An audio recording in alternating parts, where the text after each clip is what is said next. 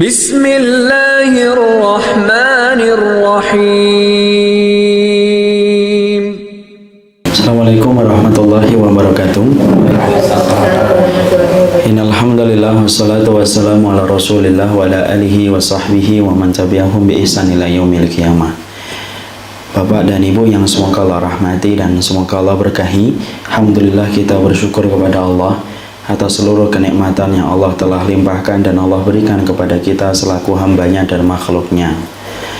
Terutama yang kita syukuri adalah kenikmatan ketika kita berkumpul pada majelis ilmu, sehingga kita dalam kesempatan malam kali ini, kehidupan kita semoga mampu terkoreksi dengan apa yang disampaikan oleh Allah dan Rasulnya. Karena tidak ada yang berhak untuk mengintervensi kehidupan kita kecuali Allah dan Rasulnya, dan sesungguhnya manusia itu akan senantiasa berada pada pusaran kebaikan selama dia mengikuti setiap alur yang ditetapkan oleh kitabullah dan sunnah. Tentunya saya ingin memberikan nasihat kepada diri Anda secara khusus dan memberikan nasihat kepada semua kaum muslimin yang saya cintai karena Allah. Semoga kita senantiasa pula setelah kita dikumpulkan di majelis ilmu, kita senantiasa menjaga niat kita, bahwasanya perkumpulan kita yang kita selenggarakan dalam kesempatan malam kali ini merupakan pertemuan yang kita harapkan ridhanya Allah dan wajahnya Allah. Karena sesungguhnya orang yang pertama kali terancam dengan neraka bukan pezina dan bukan peminum khamr, tetapi orang yang terancam untuk masuk ke neraka adalah orang yang berilmu, orang yang menyampaikan ilmu yang biasanya kita sebut dengan ustadz. Dan orang yang terancam yang kedua dengan neraka adalah orang yang senantiasa datang ke kajian, mengembara dari satu ilmu kepada ilmu yang lainnya. Kenapa mereka terancam dengan neraka? Ketika mereka tidak mengikhlaskan niat mereka, ketika mereka berkumpul semata-mata ridhanya Allah. Karena orang yang pertama kali mencicipi api neraka yaitu adalah mujahid yang salah niat. Yang kedua adalah orang yang senantiasa yang benar ya namanya ya, sopan, jalan yang sopan.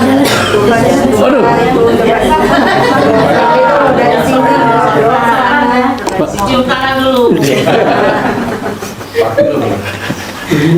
merusak khusyuknya kita aja ini. Merusak khusyuk itu. Dan kemudian yang terancam yang kedua yaitu adalah mereka para thalabatul ilmi, orang yang mencari ilmu. Ketika mereka datang ke setiap majelis ilmu tidak mereka niatkan karena Allah, maka mereka pun terancam dengan neraka.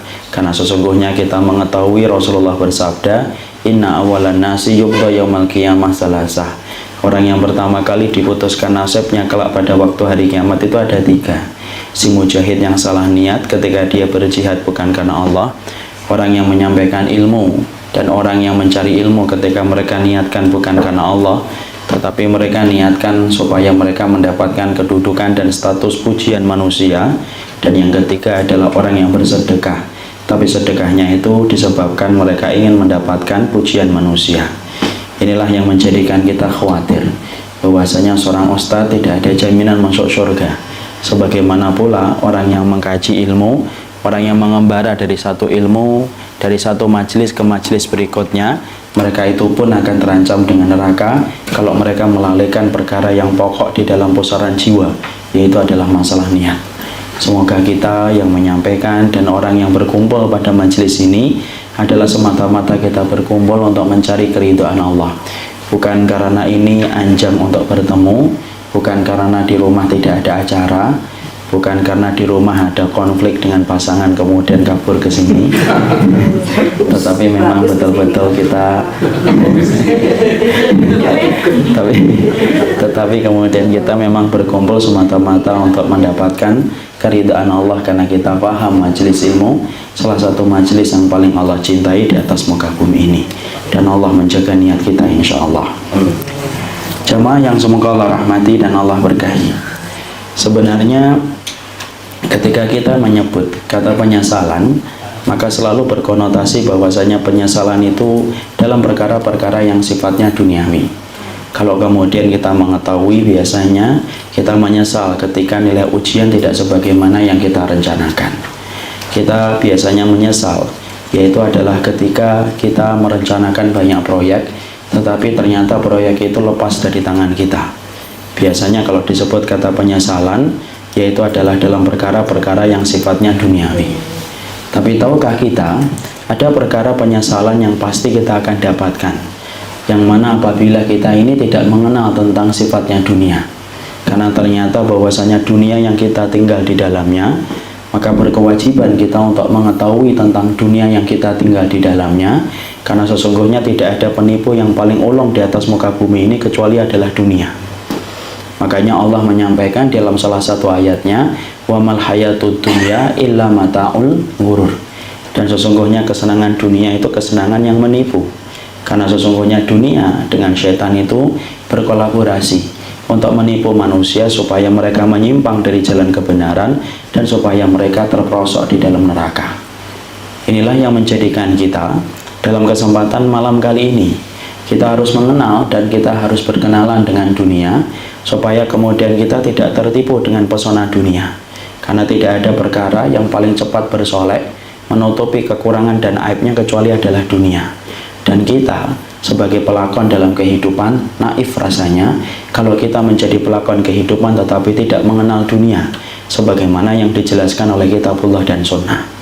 Itu sebagaimana ketika kita membeli mobil tetapi kita tidak ngerti tentang mobil, tetapi memberanikan diri membeli mobil yang sangat mahal, padahal mobil itu second, karena kita tidak ngerti ilmunya.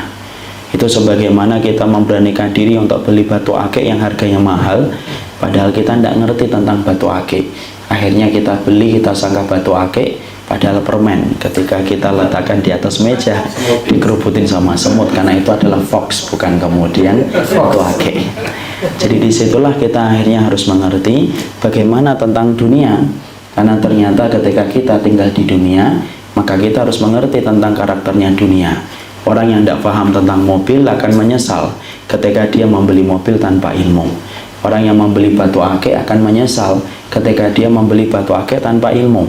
Sama pula, orang itu akan menyesal ketika hidup di dunia tetapi dia tidak mengenal bagaimana sifatnya dunia dan karakteristiknya dunia, sebagaimana yang dijelaskan di dalam kitabullah dan sunnah. Nah, inilah yang menjadikan kita, karena kita memahami pemain sinetron itu harus membaca skrip supaya tahu arahnya sinetron. Maka kita yang menjadi pelakon dalam kehidupan, ketika Allah sudah memberikan amanah kehidupan kepada kita dan memberikan waktu ajal kepada kita, maka kita harus paham dunia, karena kita tidak mau menjadi korban berikutnya dari korban setiap penipuan yang dilakukan oleh dunia. Karena sekali lagi saya katakan, dunia dan syaitan itu berkolaborasi bagaimana menyesatkan manusia dari jalan Allah yang lurus. Maka dalam kesempatan kali ini kita akan mencoba untuk menjelaskan. Waalaikumsalam. Maka dalam kesempatan hari ini kita akan mencoba menjelaskan 6 perkara yang berkaitan tentang dunia supaya kita memiliki ilmu dan tidak tertipu dengan pesona dunia, supaya kita tidak terperosok dengan tipuan-tipuan yang ditawarkan oleh dunia.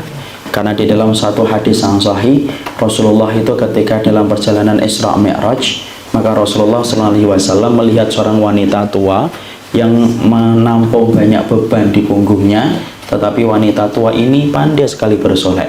Maka kemudian Rasulullah bertanya kepada malaikat Jibril, siapakah itu wahai Jibril?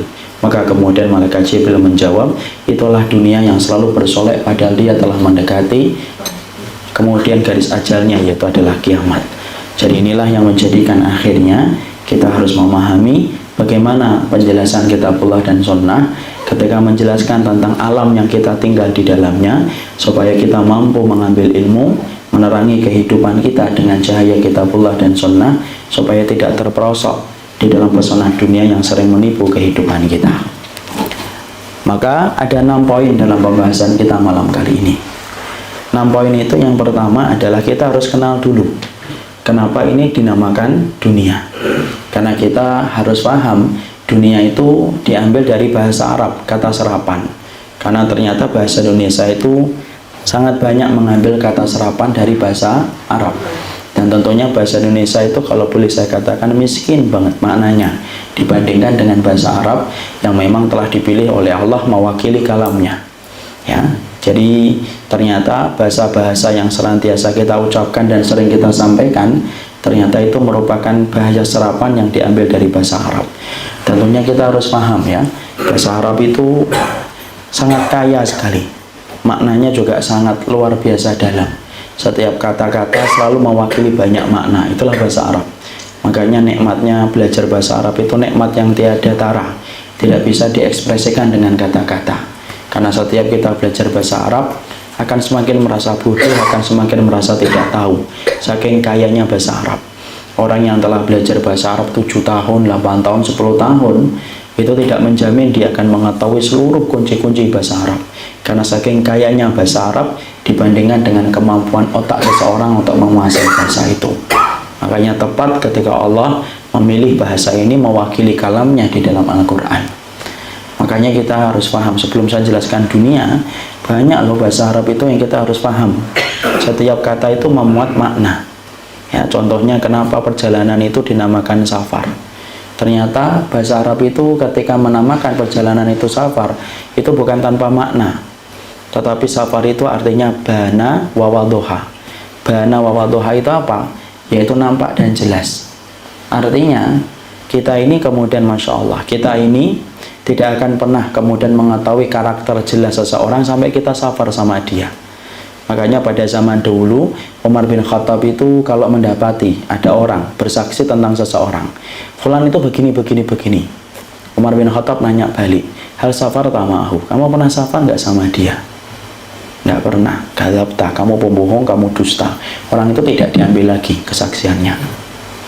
Kalau kemudian Umar bin Khattab kemudian mengatakan fulan begini, kemudian Umar bin Khattab tanya, hal safar tamahu, safar pernah dia sama dia? Pernah. Baru kemudian ditanya secara detail untuk ditabayun. Di situ kita paham karakternya seseorang itu kelihatan jelas ketika safar. Orang itu akan kelihatan sabarnya, suka berkeluh kesah, suka kemudian mementingkan dirinya sendiri, semuanya kelihatan kapan? Ketika di dalam safar. Makanya disebut dengan safarun bana wa wadduha, sesuatu yang sifatnya nampak dan jelas. Tuh, ada maknanya. Kenapa kemudian uang di dalam bahasa Arab itu kok dinamakan dinar? Nah, kita kan banyak tidak tahu dinar. Padahal ternyata ada maknanya. Kenapa uang itu di dalam bahasa Arab dinamakan dinar? Karena diambil dari dua kata, dinun wa narun.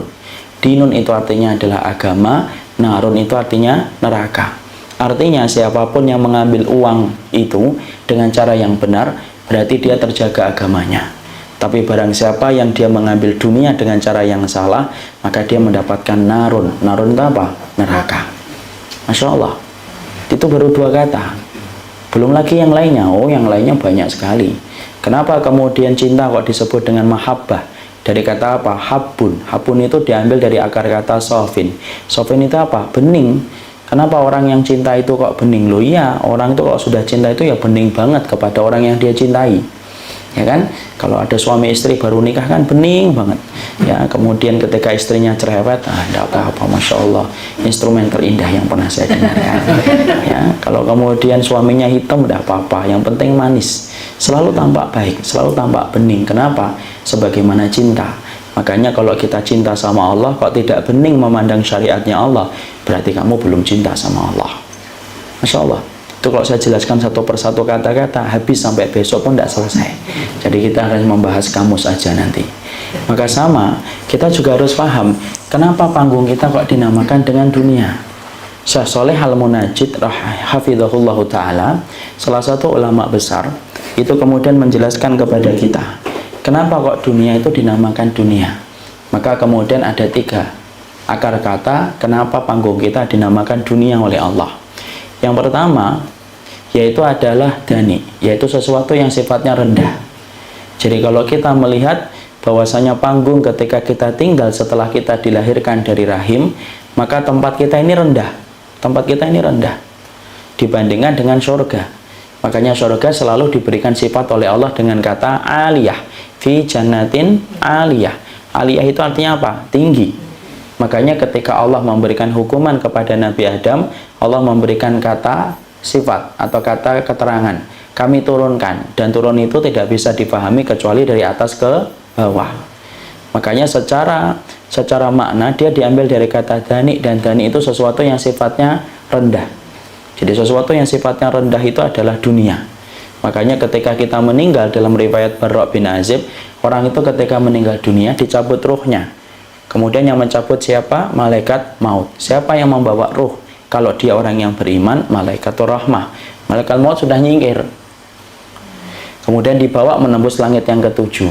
Dibawa ke atas langit ketujuh. Kalau dia adalah orang yang beriman. Kalau tidak beriman, yang membawanya malaikatul adzab. Tetapi dalam keterangan hadisnya, dalam Barra' bin Azib, Rasulullah mengatakan dinaikkan oleh Allah. Berarti apa? Dari tempat dunia yang rendah ke atas surga atau ke arasnya Allah. Makanya secara geografis, kenapa kok dinamakan dunia? Karena dia rendah, betul. Makanya berbagai macam keindahan itu tidak pernah maksimal di dunia. Kenapa? Rendah, Pak. Makanya kenapa kalau kita bahagia itu cuma sebentar. Orang sering ngomong bahagia kok semu ya. Nah itu karena kamu masih di tempat yang rendah. Sebagaimana kalau kita tinggal di apartemen lantai yang ke-1, ya di depan kita yaitu tok. Coba kalau kita tinggal di lantai ke-27, semuanya kelihatan, sungai kelihatan, pohon kelihatan. Makanya jangan pernah mengharapkan kebahagiaan puncak. Kenapa? Tempatnya aja rendah. Itu dari satu akar kata. Selesai? Belum. Yang kedua, para pakar bahasa sebagaimana dinukil oleh Syekh Shalih Al-Munajjid, kenapa kok dinamakan dunia? Yang kedua, dinamakan ini dunia yaitu adalah liqasiratiha, yaitu karena pendeknya, yaitu kemudian pendek waktunya. Makanya kemudian kita mendapati dunia itu kan pendek kan, kelihatannya baru kemarin kita ini tamat SD, ternyata hari ini anak kita sudah ngomong sama kita, mah mau kuliah mah, padahal kita baru saja kemarin reuni SD. Kok semuanya sudah, anak saya sudah mau SMA ya. Sebagaimana bapak-bapak ini reuni SMP, padahal sudah 60 tahun kan ini kemudian sekolahnya cepat banget ya. Makanya antik-antik semuanya kan. Makanya kemudian cepat banget. Kenapa kok terasa cepat dunia itu? Ya terasa cepat dunia itu ya kemudian karena memang waktunya pendek, cepat dicepatkan oleh Allah. Makanya satu hari berbanding 50.000 tahun di waktu di akhirat. Makanya sangat pendek. Makanya sampai-sampai di dalam salah satu surat Allah, yaitu di dalam surat Al-Ahqaf, Allah kemudian menyebutkan orang-orang ketika berada di dalam neraka, mereka mengatakan apa?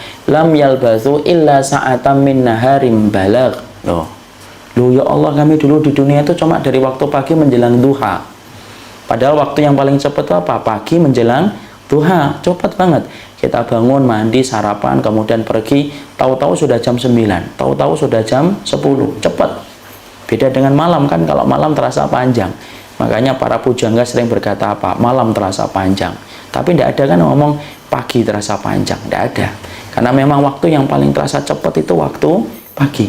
Dan Allah memberikan sifat, kata dunia itu apa? Asyiyatan au duhaha. Asyiyah itu waktu menjelang duha. Dari habis subuh itu namanya asyiyah. Sampai kemudian duha. Dan itu Allah kemudian katakan apa? Yaitu saking pendeknya waktu ketika kita di dunia. Terlebih lagi ketika di akhir zaman, kita akan mendapati 1 tahun kayak 1 bulan, 1 bulan kayak 1 pekan, 1 pekan kayak 1 hari kayak 1 jam. Baru kemarin dah kita kemudian Ramadan. Kita sudah di Jumadil Akhir. Bentar lagi Rajab, Syaban, Ramadan. Kenapa kok demikian cepatnya Ustaz? Ya karena memang begitu. Sebagaimana namanya diberikan oleh Allah. Dinamakan panggung kamu itu panggung dunia. Karena kamu harus paham. Panggung kamu namanya dunia karena pendeknya waktu yang Allah putarkan ketika kamu berada di dunia itu. Itu yang kedua. Yang ketiga, para pakar bahasa lalu mengambil kata dana'ah. Dana'ah itu apa? Dana'ah itu sesuatu yang sifatnya rendah tapi hina, sesuatu yang sifatnya hina. Itu namanya dana'atun. Kenapa dunia itu dinamakan dana'atun? Karena sesungguhnya dia sifatnya hina. Makanya kemudian ketika Umar bin Khattab radhiyallahu anhu melewati tong sampah bersama dengan teman-temannya. Teman-temannya kemudian menutup hidung. Lalu kemudian Umar bin Khattab berkata, 5. Kenapa kamu tutupi hidung kamu? Hadhihi dunyakum allati tahrusuna 'alaiha. Ini loh dunia yang dulu kalian cari-cari dan uber-uber itu ini. Sembari beliau menunjuk kepada tong sampah atau tumpukan sampah yang dilewati oleh beliau bersama teman-temannya. Makanya dinamakan apa? Dunia. Diambil dari kata dana'ah. Mungkin kita bertanya, kok bisa sih dunia dikategorikan dengan hina? Ya iya. dibandingkan dengan kenikmatan surga yang nanti kita rasakan ketika kita menjadi penghuninya. Sesungguhnya dunia itu hina dibandingkan dengan surga. Kalau perumpamaan gampangnya itu gini, perumpamaan gampangnya itu adalah sebagaimana perumpamaan gampangnya, ingat nggak kita dulu ketika kecil? Ketika kita kecil itu, kalau kita waktu kecil, kita selalu menganggap permainan yang kita pengen beli itu adalah hal yang paling penting. Kalau kita SD, masih ingat, dulu kita mintanya apa? Mobil-mobilan itu loh yang kalau ditarik ke belakang, dilepas ke depan. Itu sudah menganggap top-topnya permainan saat itu. Dan ketika kita minta, kita rela bergulung-gulung di atas pasir supaya kemudian dibelikan sama bapak kita. Kemudian diberikan janji, tidak mau, pokoknya hari itu harus beli. Atau masih ingat nggak kemudian anak-anaknya dulu? Kalau saya dulu, itu sempat ngetren itu kaos kemudian di belakangnya ada sayap kayak Superman. Itu ketika lagi ngetren, Masya Allah, setiap anak pingin punya kaos kayak gitu. Tapi coba kalau kita sudah kuliah, sudah dewasa, sekarang sudah jadi orang tua, ngeliatin mobil kita itu mikir, ya Allah, cuma gini doang kok dulu sampai muter-muter ya. Kalau ibu-ibu itu biasanya masak-masakan itu yang dari plastik gitu ya, senang banget dulu. Kalau pas minta itu tuh Masya Allah, nggak bisa dikatain besok ya, nggak mau sekarang. Kenapa kita sekarang sudah menganggap itu sekarang tidak penting? Ya karena kita sudah punya yang lebih besar daripada itu. Ngapain mobil-mobilan? Mobil beneran aja punya kok. Ya sama. Makanya kenapa dunia itu dinamakan dengan dana sesuatu yang hina? Karena nanti akan berasa hinanya itu nanti. Ketika kita sudah berada di surga, baru kelihatan, loh, dunia itu semacam ini toh. Tidak ada apa-apanya dibandingkan dengan kenikmatan surga apabila kita menjadi salah satu penghuninya. Makanya Masya Allah, diambil dari akar kata itu akhirnya kita paham, ternyata dunia itu secara waktu dia singkat, secara geografi dia rendah, secara hakikat dia hina. Makanya Masya Allah, kalau kita kemudian hidup di atas muka bumi ini, ya harusnya kita menganggap dunia itu ya sebagaimana ketika kita di bandara. Tidak pernah kemudian kita yang namanya di bandara pengen tinggal di bandara, tidak pengen lah. Ya, walaupun kemudian di bandara Singapura kamar mandinya lebih baik daripada kamar saya tidak pengen tinggal di bandara Singapura. Saya pengennya ke Bekasi, kota nan indah, insya Allah. Kenapa? Karena sesungguhnya itu cuma bandara. Ada nggak orang yang di bandara kemudian terlalu asyik, kemudian karena ada wifi gratis, ada AC, kemudian ayo itu sudah dipanggil, enggak, saya tinggal di sini. Nggak ada. Orang yang beriman itu menganggap dunia itu ya sebagaimana dia di bandara, hanya tempat transit sebentar sebelum melanjutkan perjalanan. Kenapa? Karena hakikatnya dia itu pendek, hakikatnya dia rendah, dan hakikatnya dia itu adalah hina dibandingkan dengan surga yang menanti bagi orang yang menepati janjinya dengan Allah. Nah, disitulah yang menjadikan akhirnya kita paham dunia itu tempat kita meninggal, bukan tempat untuk tinggal. Makanya jangan kemudian terlalu betah, supaya kemudian kita mampu melanjutkan perjalanan berikutnya, perjalanan menuju kepada kampung akhirat kita. Tempat kembalinya kita yaitu adalah di akhirat bersama dengan para nabi dan para rasul bagi orang yang menepati janjinya dengan Allah. Nah, kita ini harus kembali loh. Kenapa? Karena kampung asal kita itu adalah surga. Makanya orang yang berhasil balik ke surga, dialah orang yang mengetahui jalan pulang.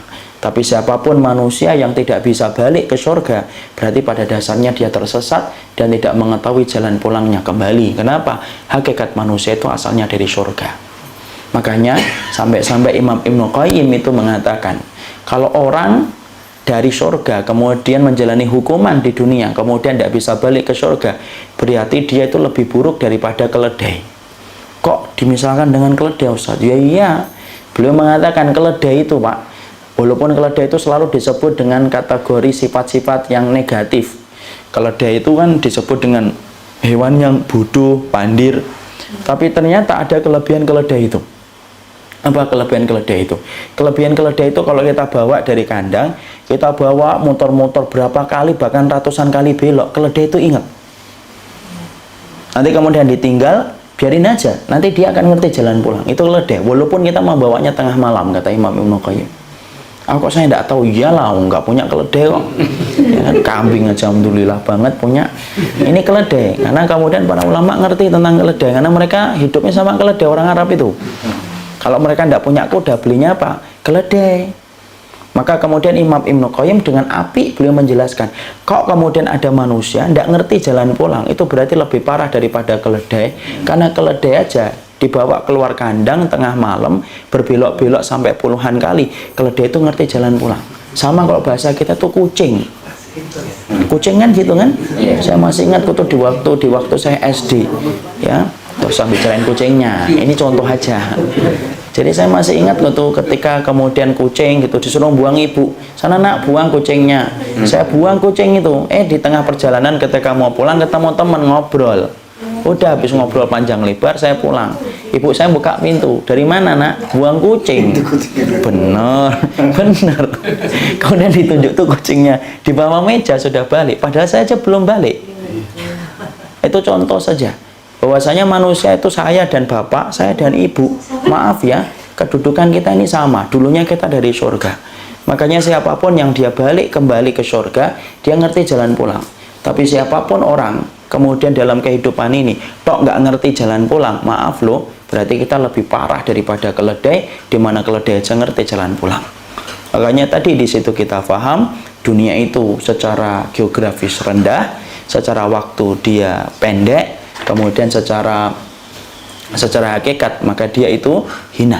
Dan kita akan menganggap hinanya dunia itu kapan? Sekarang belum. Kalau sekarang belum, nanti kalau sudah di surga lu cuma segitu-segitu aja toh. Sebagaimana kita hari ini ngelihat permainan kita dulu di SD, alah cuma gunduh itu aja dulu bertengkar, ya Allah. Karena apa? Karena kita sudah naik derajatnya. Nah, itulah yang menjadikan kita paham, itulah yang dinamakan dengan dunia. Sekarang yang kedua, yaitu adalah sifatnya dunia itu kayak apa. Setelah kita ngerti bahwasanya dunia itu diambil dari akar kata yang semacam itu, yang kedua yang kita harus paham, dunia itu sifat yang ditawarkan kepada kita itu apa. Maka kemudian sifat dari dunia itu adalah sifatnya kita menjalani hukuman. Makanya kemudian di kehidupan dunia itu banyak sekali ujian. Karena apa? Karena gitulah sifatnya dunia. Makanya kalau ada orang yang bahagia tidak pernah maksimal dalam kehidupan dunia. Kenapa? Karena ini tempat hukuman ketika Nabi Adam diturunkan ketika makan buah yang diharamkan oleh Allah. Makanya kalau ada orang sering bertanya, Ustadz, kenapa ya saya sering nangis padahal saya sudah sering ngaji? Jawabannya simpel, karena kamu masih di dunia. Kenapa ya saya sering sedih ya padahal saya sudah mendekat kepada Allah, saya sudah tinggalkan itu yang tidak boleh sudah saya kurangin itu. Tapi kenapa kok masih bersedih, masih kecewa? Semua jawaban dari pertanyaan kenapa kamu kecewa, kenapa kamu meneteskan air mata, kenapa kamu kemudian berkalang dalam kesedihan, jawabannya cuma satu, karena ana dan antum masih di dunia. Makanya kita harus paham dunia itu sebagaimana angin, dan angin itu tidak bertiup sesuai dengan kehendak kita. Tetapi angin dalam kehidupan alam semesta ini yang menetapkan Allah. Tapi kita maaf loh, kita ini cuma budak. Dan budak itu bukan mengikuti apa yang dia mau. Budak itu ngikutin apa yang dimau oleh majikannya. Dan Rob yang menguasai kita itu siapa? Allah. Makanya kenapa dunia itu penuh dengan kesedihan? Karena dunia itu ada 4 perkara yang nggak disukai oleh diri kita. Di dunia itu ada rasa sakit, itu yang pertama. Di dunia itu ada kesulitan, itu yang kedua. Di dunia itu ada kesulitan, ada perpisahan, itu di dunia. Dan yang keempat, di dunia itu kemudian ada perpisahan. Ada perpisahan, ada rasa sakit, ada kesulitan. Maka itulah yang kemudian menjadikan kita akhirnya paham. Itulah dunia. Supaya ketika kita memahami bahwasanya dunia itu harus diseberangi dengan kesabaran, supaya kita tidak kaget gitu loh. Kalau tiba-tiba salah satu episode kehidupan kita kok nggak sesuai dengan harapan kita, itu maklumi. Karena apa? Karena memang dunia itu Allah menitipkan rasa sabar. Makanya sampai Nu'man bin Bashir itu berkata, innahu lam yabqa minad dunya illa bala'un wa fitanun fa'idullahu bisabr. Makanya sampai Nu'man bin Bashir itu ngomong, nanti yang tersisa kalau kamu hidup itu cuma 2. Bala itu ujian, fitan itu fitnah-fitnah yang tidak pernah berhenti. Fa'idullahu bisabr, maka persiapkanlah dirimu untuk senantiasa bersabar. Dan semakin kita beriman, semakin kita ngikutin syariat, semakin kita akan terasa ujiannya. Kenapa? Dulunya kita anggap boleh-boleh saja, kemudian kita sudah mulai menganggap, loh ternyata ini tidak boleh toh. Ya, makanya kemudian perkara-perkara yang dulunya kita pandang boleh, tapi setelah kita beriman dan semakin kita beriman, ternyata baru kita tahu yang dulunya boleh, ternyata tidak boleh. Makanya kemudian sampai-sampai Nabi mengatakan ad-dunya sijnul mu'min. Dunia itu penjara bagi orang yang beriman. Kenapa? Karena asalnya tidak boleh, karena asalnya boleh, akhirnya tidak boleh ketika kita paham ilmunya.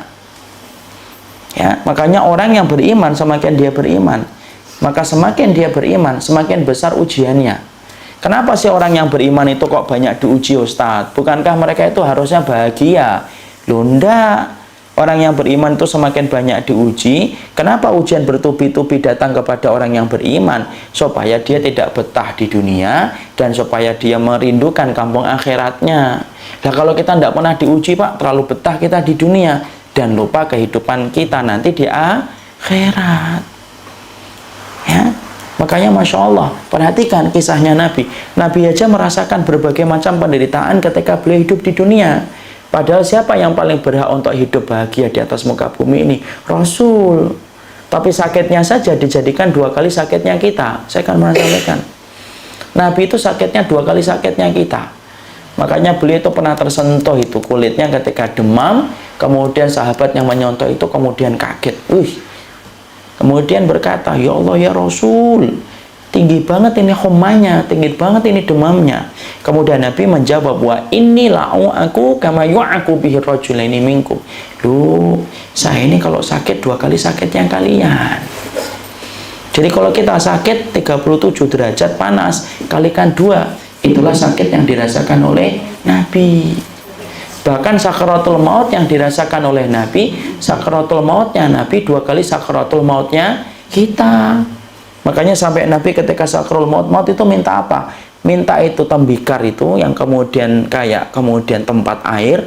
Kemudian Nabi itu meminta air itu dimasukkan tangannya ke tempat air itu, kemudian diusapkan wajahnya. Dimasukkan lagi ke tempat air itu, diusapkan lagi wajahnya. Sambari Nabi berkata apa? Allahumma inna lil mauti la sakaratun. Ya Allah, ternyata setiap kematian itu punya pintu yang bernama sakarat. Kenapa kok kayak gitu? Karena masih di dunia. Makanya kita lihat kayak Ibunda Maryam. Bapak tahu dan Ibu ngerti, Ibunda Maryam salah satu wanita yang dicintai oleh Allah. Rahimnya saja dipilih oleh Allah ketika Allah menitipkan Isa di dalam rahimnya Bunda Maryam. Wanita ini, Pak, saking dicintai oleh Allah, Imam Ibnu Katsir itu berkata, Ibunda Maryam itu siklus bulanan seumur hidupnya hanya 3 kali tok. Tapi apakah kemudian Ibunda Maryam hidupnya gampang? Enggak, susah. Beliau kemudian dituduh sebagai wanita pezina, di mana beliau tidak mampu menjelaskan bahwasanya perutnya ketika hamil ini adalah titipan Allah. Mana bisa menjelaskan? Orang sekarang aja mungkin juga susah kok memahaminya, apalagi zaman itu sebelum Masehi. Makanya sampai kalau kita ngelihat detik-detik ketika Ibunda Maryam itu kemudian terusir dari rumahnya, itu kisahnya menyedihkan. Terusir dalam keadaan Ibunda Maryam itu nangis, saking tidak kuatnya beliau jalan, kemudian beliau bersandar ke pohon kurma. Sampai Ibunda Maryam aja mengatakan apa? Allah menyampaikan, fa'aja ahl makhatu ila jitin nakhlati qalat ya laitani mitu qabla hadza wa kuntu nasaman siya. Dalam surat Maryam 23 sampai Ibunda Maryam dia bersandar ke pohon kurma, dia kemudian ngomong, ya Allah, buat saya ini dimatikan saja supaya saya itu dilupakan orang dan tidak dihiraukan orang. Itu siapa? Ibunda Maryam. Padahal beliau ini wanita penduduk surga, bersama dengan Asyah, bersama dengan Khadijah, dan bersama dengan Fatimah, dan bersama dengan Ibunda Aisyah. Nah, di situ saya ambilkan 2 penggalan itu untuk nggambarin kepada kita, itulah kehidupan dunia.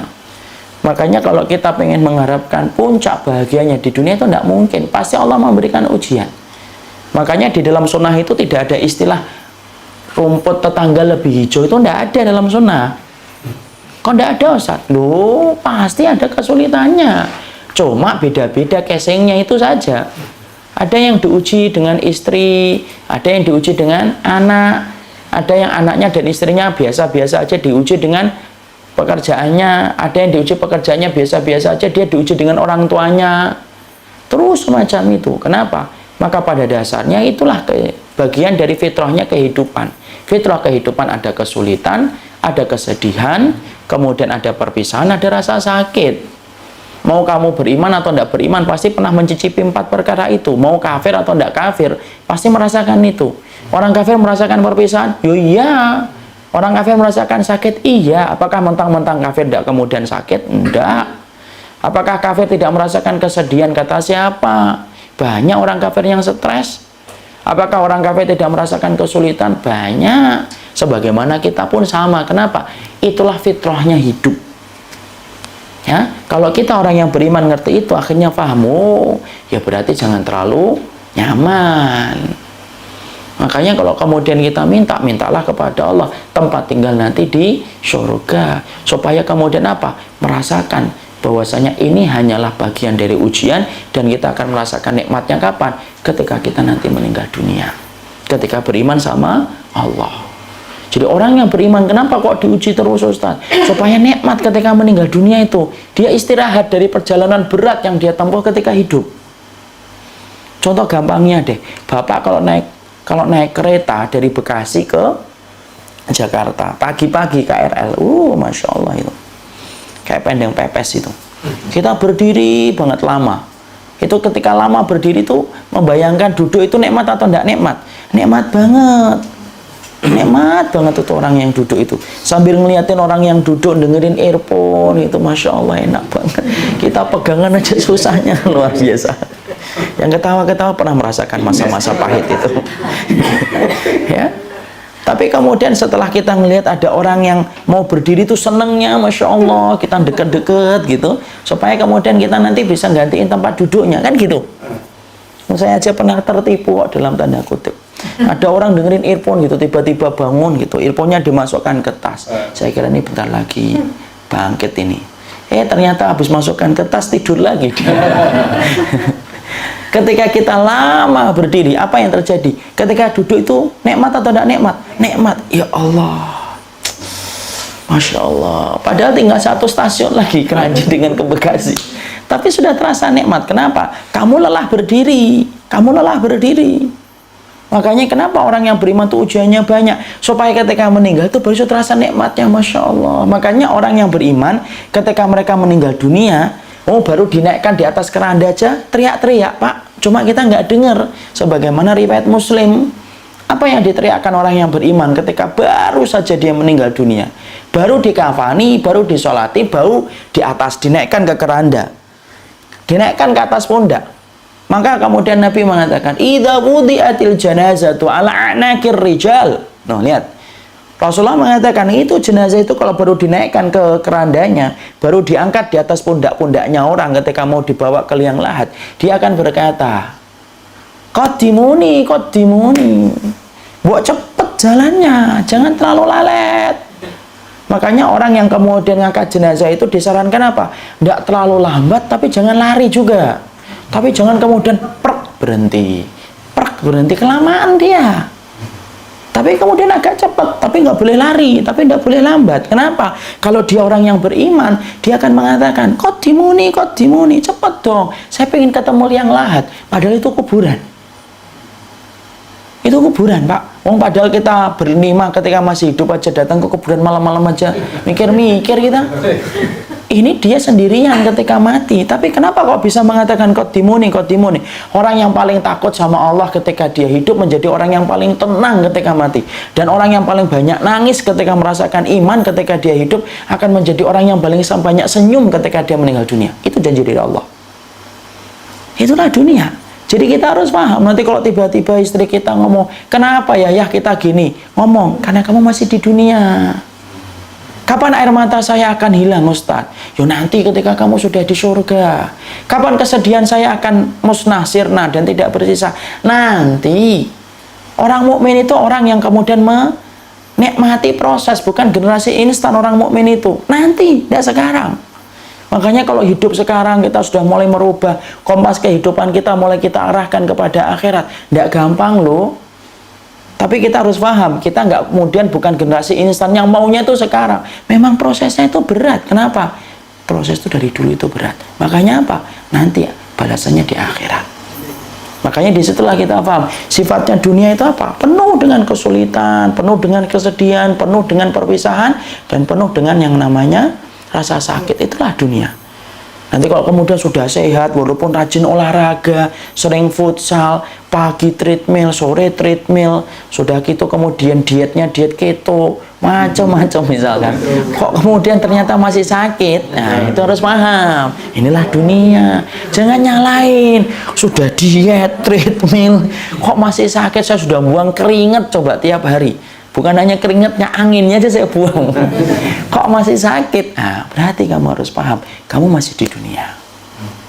Ya, kenapa? Tidak ada kebahagiaan puncak di dunia itu, tidak ada. Makanya apa? Allah itu tidak pernah menyebutkan kata Sa'id. Itu kata Sa'id. Sa'id itu apa, Pak? Sa'id itu bahagia. Makanya kalau ada teman Bapak namanya Sa'id, itu bahagia walaupun dia nangis. Karena kata Sa'id itu artinya bahagia. Allah itu tidak pernah menyebutkan kata Sa'id, itu kecuali di satu ayat, yaitu di dalam Al-Quran. Kenapa? Dan itu wa ammal ladina itu fafil jannati. Allah mengatakan yang namanya orang bahagia itu fafil jannati, di dalam surga. Allah tidak pernah menyebut kata Sa'id dalam kehidupan dunia. Ya, maka disitulah kita paham. Itulah yang kedua. Kita harus paham kenapa, apa itu sifatnya dunia. Itu semacam itu. Jadi kalau Bapak ngerintis proyek, sudah kemudian direncanakan detail gitu ya, apa kemudian error-errornya, kemungkinan errornya sudah dipertimbangkan, sudah ditutup kemungkinannya, kok ternyata masih jebol juga apa yang sudah direncanakan. Di situ kita paham, itulah dunia. Ya, kemudian kita sudah begini, sudah begitu, kok masih begini, itulah dunia. Anginnya tidak bertiup sesuai dengan kehendak hati kita. Itu yang kedua. Yang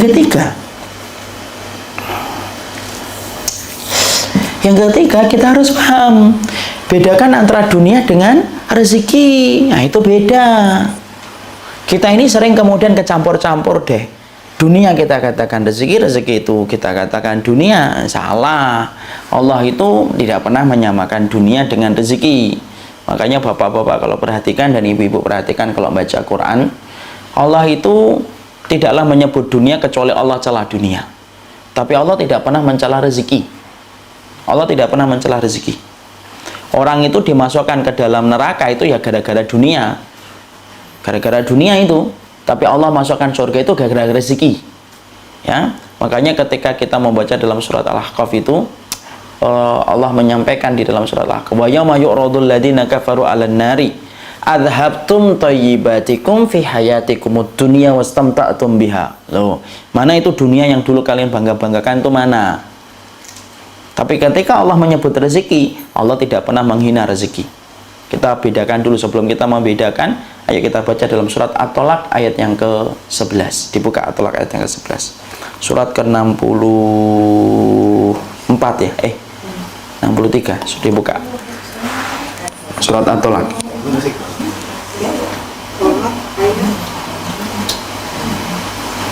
Baca Ummu Rusi 65.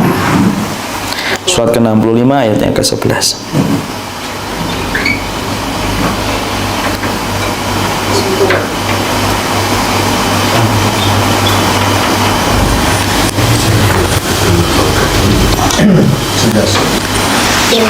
Dan mengutus seorang Rasul yang membacakan kepadamu ayat-ayat Allah yang menerangkan bermacam-macam hukum supaya dia mengeluarkan orang-orang yang beriman dan mengerjakan amal-amal yang soleh dari kegelapan kepada cahaya. Dan barang siapa beriman kepada Allah dan mengerjakan amal yang soleh, niscaya Allah akan memasukkannya ke dalam surga-surga yang mengalir di bawahnya sungai-sungai. Mereka kekal di dalamnya selama-lamanya. Sesungguhnya Allah memberikan rezeki yang baik kepadanya. Tuh, Allah tidak pernah mencela rezeki, Pak. Makanya sampai Allah menyampaikan, wa may yu'min billahi wa ya'mal shalihan yudkhilhu jannatin tajri min tahtihal anharu khalidina fiha abada. Qad ahsanallahu lahu rizqa. Tuh perkataan Allah itu. Barang siapa orang yang beriman kepada Allah, beramal soleh, maka dia dimasukkan oleh Allah ke dalam surga, penuh kenikmatan di dalamnya, kekal di dalamnya. Qad ahsanallahu lahu rizqa. Itu loh rezeki yang terbaik yang Allah kasihkan buat kamu itu. Di situ kita memahami, tolong ya dibedakan antara dunia dengan rezeki. Karena sesungguhnya antara kedua perkara itu tuh beda banget. Kalau kita tidak ngerti, kita akan kemudian tertipu kembali dengan dunia dan dunia. Kalau kita tidak bisa membedakan apa itu dunia dan tidak bisa membedakan apa itu rezeki. Dunia itu Pak, apa yang kita pakai, apa yang kita makan tadi, yang kemudian makan sego jinggo, itu dunia. Apa yang kita pakai hari ini, saya pakai ini dunia saya. Dan tempat tinggal kita itu dunia kita, itu dunia. Di mana sifatnya dunia itu apa? Available-nya itu hanya ketika sampai kita mati. Bahkan sebelum mati aja sudah tidak bisa lagi. Ketika sakratul maut itu sudah tidak ada harganya. Kalau sudah mati apalagi, wong sakratul maut aja sudah tidak ada harganya kok. Ada nggak orang yang sakratul maut gitu, ibu kita gitu, Bu, ini Bu saya bawa batangan emas 3 Bu, bangun sebentar Bu. Tidak akan tertarik dia bangun. Kenapa? Karena sudah dalam keadaan sakratul maut. Itu dunia. Hanya sifatnya kita nikmatin sementara waktu available-nya. Kemudian kapan? Ketika sehat, itu kemudian terasa nikmatnya. Wong sakit aja sudah mulai berkurang kok. Ya, kita kemudian ketika sakit menikmati nasi goreng aja tidak mampu, sudah mulai kehilangan itu. Itu dunia. Tempatnya hanya terbatas saja. Beda dengan rezeki. Kalau rezeki itu enggak. Rezeki itu sesuatu yang sifatnya panjang banget. Itu namanya rezeki. Makanya kemudian cakupan rezeki itu jauh lebih luas daripada cakupan dunia. Itu cakupan rezeki itu lebih luas daripada cakupan dunia. Makanya sampai Nabi Musa saja, lihat Nabi Musa kemudian berdoa kepada Allah itu apa? Yaitu adalah Rabbi zidni ilma warzuqni fahma.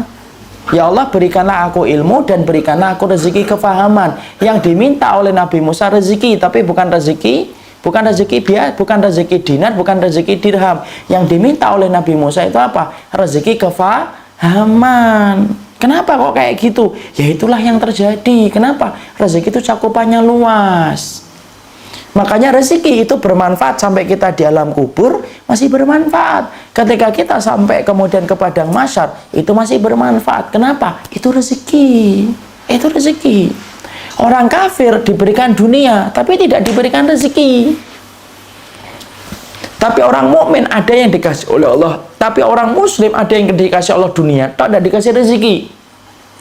Tapi kalau dia betul-betul beriman kepada Allah, maka sesungguhnya dia diberikan dunia dan diberikan rezeki oleh Allah. Antum dan saya diberikan kemudahan ibadah, itu rezeki, Pak. Kenapa? Ibadah ini nanti kita bawa ketika kita di alam kubur dan di padang mahsyar. Masih kemudian kita lihat itu, masih kita lihat. Kita diberikan kemampuan sedekah mengalahkan sifat bakhil yang kita miliki. Padahal sifat bakhil itu karakternya manusia. Setiap orang itu punya sifat bakhil. Kalau kemudian kita diberikan kesempatan mengalahkan bakhil kita sampai merogoh kantong, kemudian kita sedekah, itu namanya rezeki. Anak-anak kita, Pak, kalau anak-anak kita solih, itu rezeki. Kalau anak-anak kita ganteng, itu dunia. Kenapa? Kalau anak kita cuma ganteng dan cantik, bapak dan saya membanggakan anak itu nanti ketika kita masih hidup di dunia. Tapi nanti ketika mati, sudah tidak membanggakan anak lagi. Bentar, mungkar. Kenapa? Anak saya ganteng. Tidak peduli mungkar nakir. Kenapa? Itu dunia. Tapi kalau anak kita solih, Pak, Masya Allah. Anak kita solih itu adalah rezeki. Makanya pernah saya sampaikan nggak di sini dulu. Ketika saya mengatakan ada sebuah hadis riwayat Imam Ahmad. Anak yang solih itu memberikan syafaat kepada orang tuanya. Bahkan mereka itu akan menunggu di depan pintu surga. Makanya sebagaimana hadis riwayat Imam Ahmad, ada anak-anak yang mereka itu dimudahkan oleh Allah hisabnya. Kemudian dia masuk surga tinggal selangkah. Kok berhenti dia di depan pintu surga? Allah menyampaikan kan, udkhulul jannata. Mbok masuk kamu ke surga itu loh. Lalu kemudian anak-anaknya ngomong apa? Lan nadkhulal jannata hatta ya'tiya abauna wa ummahatuna. Kami tidak mau masuk surga ya Allah sampai kami melihat orang tua kami dulu. Allah ngulang lagi, udkhulul jannata. Kalian tuh masuk surga, sudah selesai hisabnya. Kembali anak-anak itu ngomong apa? Lan nadkhulal jannata. Kami tidak mau masuk surga ya Allah sampai kami menjumpai ibu dan bapaknya. Emang ibu bapaknya di mana, Ustaz? Di belakang, masih dihisab karena banyaknya dosa dan maksiat. Lalu kemudian apa? Allah memberikan syafaat kepada anak-anak itu di depan pintu surga. Allah memberikan izin. Anak itu setelah mendapatkan izin untuk memberikan syafaat, tidak ada yang mereka berikan kecuali ke orang tua mereka yang sedang dihisab di belakang. Padahal Allah menyampaikan apa? Mali arohum. Kenapa dengan orang tuamu? Innahum muhbantin. Dia masih dihisab panjang itu. Lalu apa yang terjadi? Orang tuanya kemudian akhirnya diringankan hisabnya, dimudahkan hitungannya, dihapuskan dosa-dosanya karena mendapatkan syafaat. Dikumpulkanlah kemudian dengan anak-anak mereka yang nunggu mereka di depan pintu surga. Menggenggam tangan, bareng-bareng Allah menyampaikan, udkhulul jannata antum wa abaukum. Tuh orang tuamu tuh. Sekarang bareng-bareng masuk surga. Akhirnya bareng-bareng masuk ke dalam surga. Suf. Itu rezeki atau dunia? Rezeki. Itu rezeki. Makanya kalau anak kita putih, tinggi, itu dunia. Tapi putih dan tinggi bisa jadi rezeki, bisa. Kalau mereka solih. Kalau mereka solih. Anak kita dikejar-kejar banyak perempuan, itu dunia. Dikejar-kejar banyak laki-laki, itu dunia. Tapi kalau anak kita selain dikejar-kejar, dia soleh, dia taat sama Allah, itu namanya rezeki, Pak. Dan sesungguhnya mereka itu akan menunggu kita di depan pintu surga. Suf, di depan pintu surga. Dan itu namanya rezeki itu. Makanya Masya Allah, kita ketika beriman sama Allah itu, dalam kehidupan itu, mungkin kadang-kadang kita luput dari dunia, tapi kita pasti mendapatkan rezeki ketika kita ngikutin aturan Allah. Siapapun yang berjalan on the track, dia berjalan di atas tracknya Allah, dia itu pasti dapat rezeki. Mungkin dia luput dari dunia, tapi pasti dapat rezeki.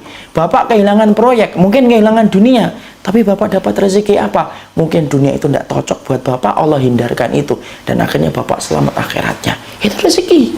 Selama kita mampu untuk menyikapi setiap apa yang luput dari kehidupan kita. Ya, Bapak diberikan sabar, itu rezeki. Kenapa? Kita jangan melulu nyari dunia, tapi yang paling penting nyari rezeki. Rezeki apa itu? Karena rezeki itulah yang kemudian menjadi sebab kebaikan kita di akhirat. Teman-teman yang kemudian kita ini, teman-teman yang hanya ngingatin dunia, itu dunia. Tapi teman-teman yang ngingatin akhirat kayak gini, ini rezeki, Pak. Kenapa? Sesungguhnya teman yang solih mampu memberikan syafaat kepada temannya yang solih. Saling mencari nggak teman-teman itu? Saling mencari nanti. Aina haula yusalluna ma'ana. Mana ya Allah teman-teman kami, ya Allah yang dulunya sholat sama kami, yang dulunya puasa sama kami itu. Teman-teman yang kumpul dalam perkara-perkara ibadah itu saling mencari di akhirat. Tidak ada yang ngomong, ya Allah mana teman-teman kami yang dulunya mancing sama kami. Tidak ada. Yang gowes sama kami, apalagi tidak ada itu. Nah berarti gowesnya dilarang? Enggak, gowesnya boleh, cuma maaf loh, nggak saling mencari, itu aja.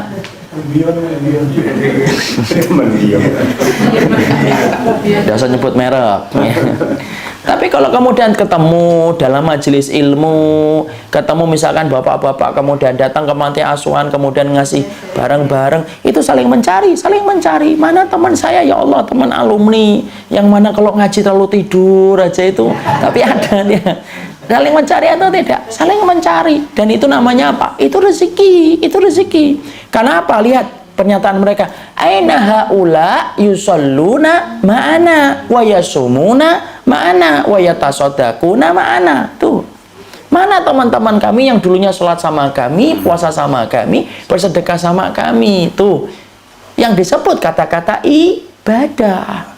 Itu rezeki atau dunia? Rezeki. Mendapatkan syafaat itu enak loh. Mendapatkan syafaat itu kayak ibu ataupun bapak pergi ke Surabaya, modalnya cuma 100.000, tetapi kita harus tinggal selama sepekan. Tapi kita pengennya tetap makan dan dapat tidur yang enak. Gimana caranya? Nelpon teman kita yang tinggal di Surabaya, siapa? Kamu tinggal di Surabaya ya? Iya. Sama ke Surabaya. Ya sudah yuk, tinggal aja di rumah saya. Enak. Hanya di Surabaya apa? Seminggu dapat rumah, dapat tempat tidur yang nyaman, dapat makan yang enak, mau rawon, mau kemudian pecel, ada. Kenapa? Karena tinggal sama teman kita. Itu perumpamaan syafaat itu kayak gitu. Berapa banyak orang yang masuk surga itu bukan karena amal solehnya tok, tapi berapa banyak orang yang masuk surga itu salah satunya karena dia mendapatkan syafaat. Dan salah satu syafaat itu apa? Syafaat yang diberikan sama teman-teman yang solih itu.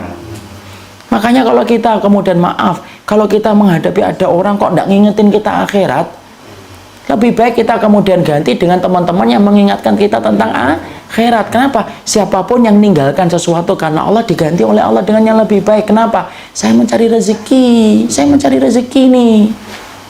Dan itu merupakan bentuk rezeki. Nah, kalau kita paham kayak gini, akhirnya apa? Nggak gampang-gampang antara membedakan dunia dengan rezeki. Kita misalnya apa? Iya, saya nggak dapat dunia, tapi saya dapat rezeki. Ini kisah nyata nih. Ini sering banget saya sampaikan. Mungkin saya udah sampaikan di sini, tapi saya ulang supaya kita paham. Ada teman saya, bukan teman, dulunya ada ikhwan yang dampingin saya nyetir. Jualan buku. Jualan buku. Dan Bapak dan Ibu harus paham, kalau beli buku sama orang-orang yang penjual buku itu nggak usah ditawar-tawar lah, kasihan. Mereka itu hidupnya tawakalnya gede ketika jualan buku.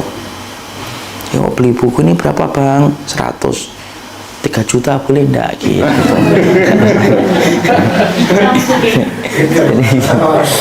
Jadi gitu kan, antik ya Bu ya. Antik kelihatannya. Ini udah 3 juta boleh atau enggak? Loh, saya menyampaikan, ibu di Lotemat aja enggak nawar kok, beli Gucci aja enggak nawar kok, beli sama Ikhwan nawarin. Masya Allah, beli Gucci nawar, beli Gucci nawar. Mosok kemudian sama Ikhwan nawar. Beliau ini jualan, anaknya 4, tinggal di Bekasi. Kemudian saya tanya, antum anak segitu tinggal di Bekasi, berapa minim sebulan akhi? Ya pernah ngitung Ustaz, tapi kira-kira 2,5 juta. Nah, antum jualan buku, jualan poster itu berapa sebulannya? Saya tidak pernah ngitung Ustaz, tapi alhamdulillah cukup aja. Dan alhamdulillah saya tidak punya utang. Masya Allah. Kemudian saya ngomong, sabar ya akhi ya, sabar. Kembali saya naik mobil ini, dia nyetir, sabar ya. Oh enggak Ustaz, saya belum saatnya sabar, saya syukur. Nah, saya nanya, sabar ya? Enggak Ustaz, saya syukur. Sabar akhi, antum sabar.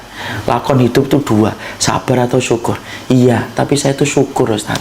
Nah kan saya nanya, mau jualan buku pas-pasan, poster, anaknya 4, kemudian masih ngontrak, kok dia bisa mengatakan syukur tuh, syukurnya tuh yang apa? Nah terus dia bilang, iya Ustaz, antum tahu nggak namanya jualan buku itu?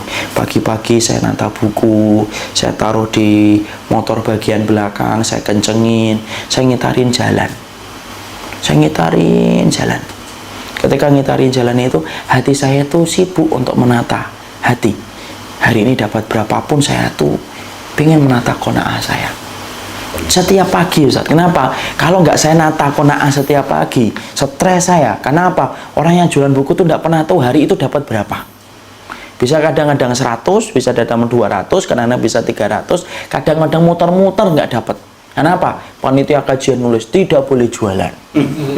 Karena itu ya, walaupun saya yakin ya panitia punya pertimbangan khusus, tapi jangan gitulah.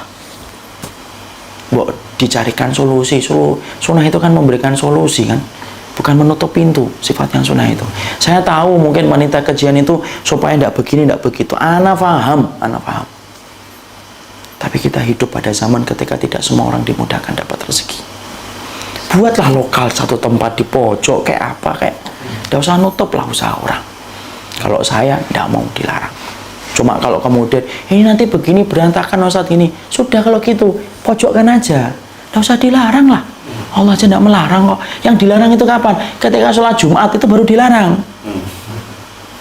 Ketika sholat Jumat tok, ada nggak perintah lain selain kemudian jualan selain malam ketika sholat Jumat? Tidak ada. Kenapa kita melarang sesuatu yang dimubahkan oleh Allah Subhanahu Wa Taala?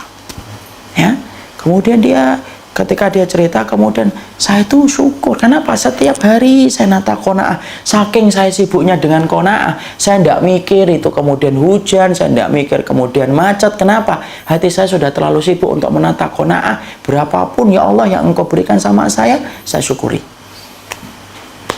Saya tidak mikir jalan mau kemudian rusak kayak, mau hujan deras kayak, mau kemudian apapun, biasa saya dibandingkan dengan kesibukan hati saya untuk menata qanaah saya.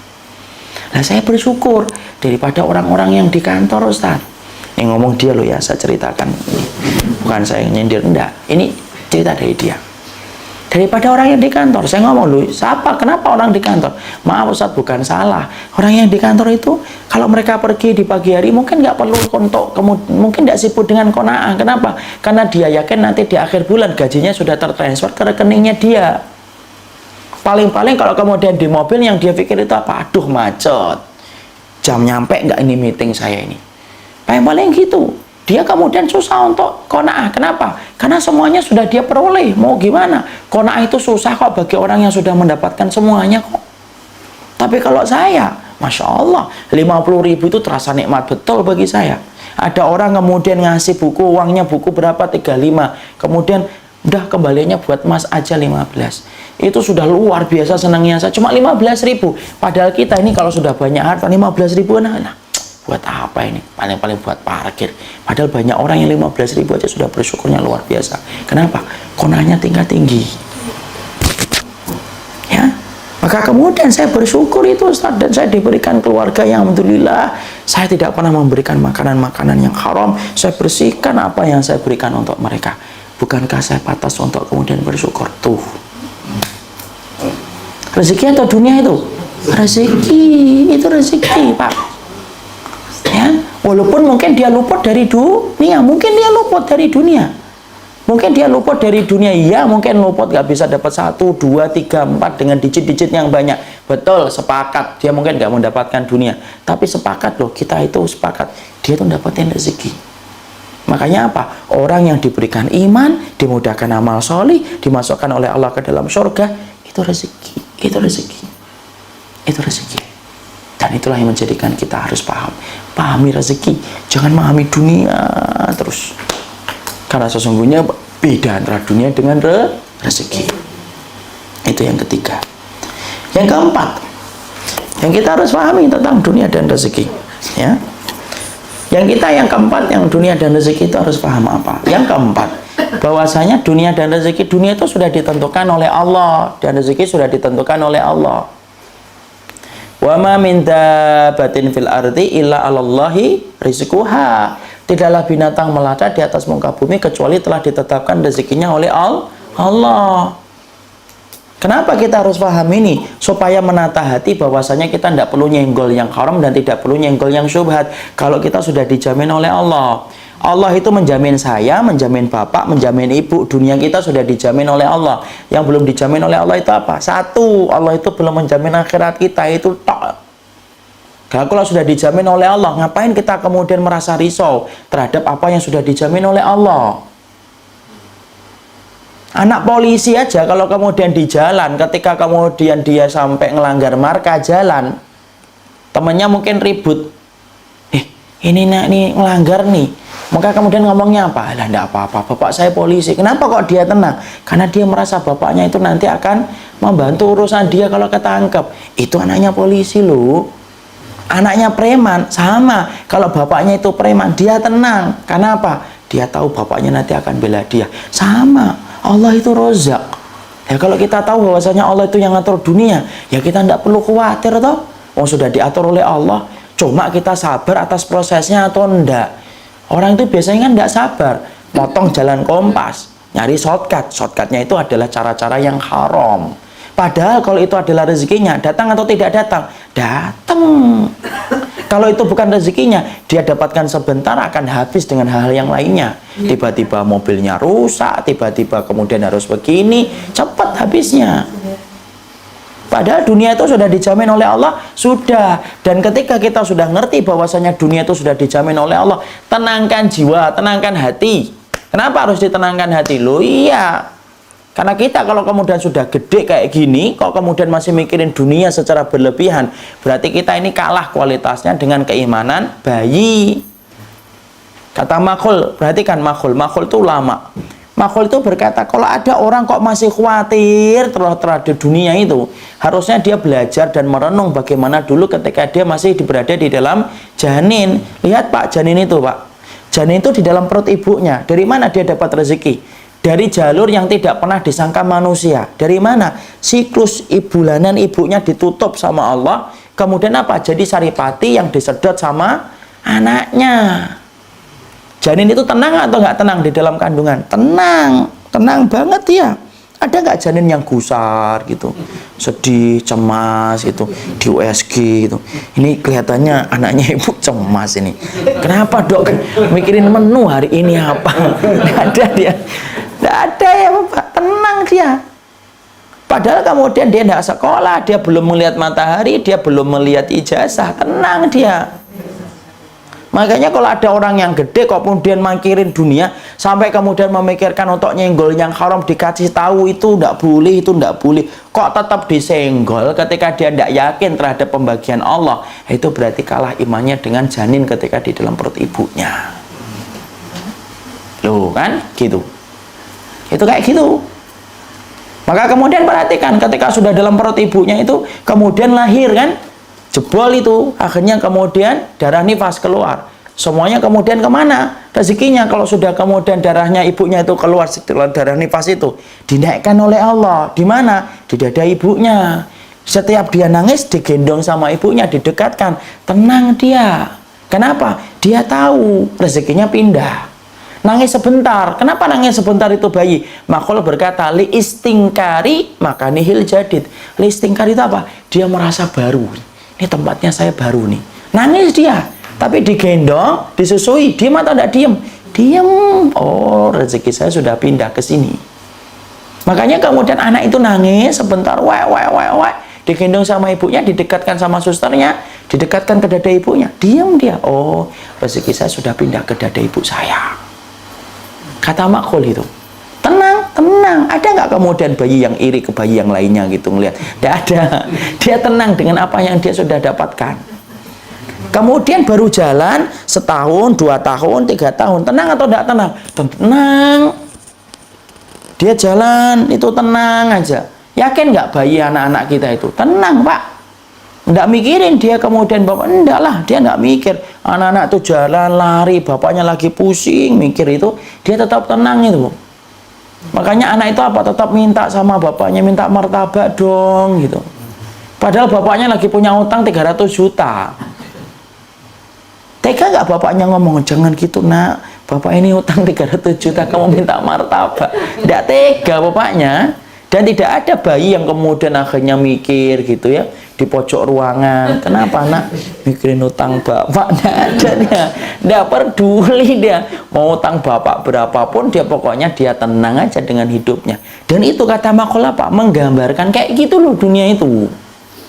Allah yang ngatur, Allah yang ngatur. Kenapa kayak gini? Karena ternyata semakin kita tua itu kadang-kadang malah semakin tidak yakin sama Allah. Bukannya harus kembali kepada fitrahnya dulu ketika di dalam janin, enggak. Wong ular aja diatur rezekinya oleh Allah kan? Kan pernah kan kita sampaikan ceritanya Malik bin Dinar. Malik bin Dinar ngasih apa? Daging sama kucing. Kucingnya cuma gigit tok, dibawa keluar. Lah Malik bin Dinar itu kaget loh. Ini dikasih daging kok nggak dimakan? Ternyata kucingnya naruh dagingnya di depan lubang. Di depan lubang. Kemudian setelah itu Malik bin Dinar itu mikir, ini lubang-lubang apa ya? Ini lubangnya lubang apa? Ternyata yang keluar itu lubang ular. Ularnya tua, kelihatan dari kulitnya, dalam keadaan ularnya itu buta. Kemudian ular itu ngambil daging yang diserahkan sama kucing tadi, yang dikasih daging sama Malik bin Dinar. Setelah itu masuk kembali. Kucing itu ngelihat ketika daging itu sudah dimakan ular, balik dia. Padahal kita ngerti kan fitrahnya ular itu, fitrahnya kucing. Seneng nggak sama ular? Nggak ada. Kucing itu nyari ular, nggak ada dia. Tapi ternyata ketika Allah netepin bahwasanya daging itu miliknya ular, Allah matikan itu fitrahnya kucing untuk makan daging. Allah bimbing langkahnya kucing itu menuju ke tempat itu sampai kemudian diserahkan dagingnya. Setelah dimakan dagingnya baru Allah hidupkan fitrahnya lagi untuk makan daging. Siapa yang ngatur itu? Allah. Nah kalau kita tidak percaya ini, bingung terus akhirnya. Mikirin kemudian harga minyak turun, per barelnya tidak jelas, bingung lagi. Ya kan? Ketika tiba-tiba ada gonjang-ganjing begini, bingung lagi. Seakan-akan dunia kita tuh tidak pernah cukup terus. Makanya kita harus paham, dunia itu sudah dijamin oleh Allah. Itu singkatnya kayak gitu. Yang keberapa itu? Keempat. Yang kelima yang kita harus pahami. Yang kelima itu apa? Yang kelima, kalau kamu dikasih dunia oleh Allah itu banyak, itu belum menjanjikan apa-apa.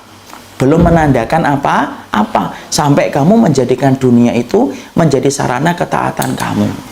Nah, kita buka surat Al-An'am 44. Dibuka surat Al-An'am 44. 44.